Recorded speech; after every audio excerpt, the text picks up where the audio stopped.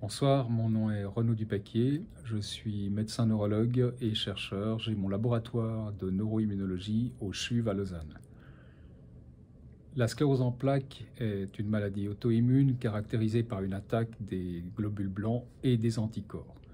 Dans le projet, j'aimerais, avec Amandine Mathias, chargée de projet dans mon laboratoire, nous aimerions nous focaliser sur le rôle des anticorps. En effet, ces anticorps jouent un rôle important. On en trouve dans le liquide céphalorachidien des patients avec sclérose en plaques. Pourtant, on ne connaît toujours pas précisément leur cible. Avec Amandine, nous avons développé, ainsi qu'avec d'autres membres du laboratoire, une technologie qui s'appelle les cellules souches pluripotentes induites. Et en fait, en deux mots, cette technologie permet à partir d'un peu de sang des patients de reproduire in vitro des cellules du cerveau qui ont les caractéristiques de leur cerveau, donc des neurones, des astrocytes.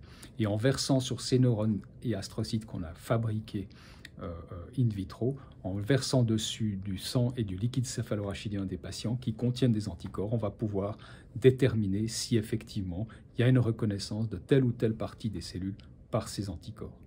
Ça, c'est un premier but du projet.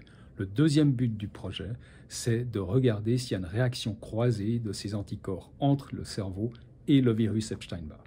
En effet, vous savez probablement que le virus Epstein-Barr est une condition nécessaire, mais non suffisante pour développer la maladie. Ça veut dire que c'est un mécanisme, c'est un acteur très important, mais on ne connaît toujours pas son mécanisme.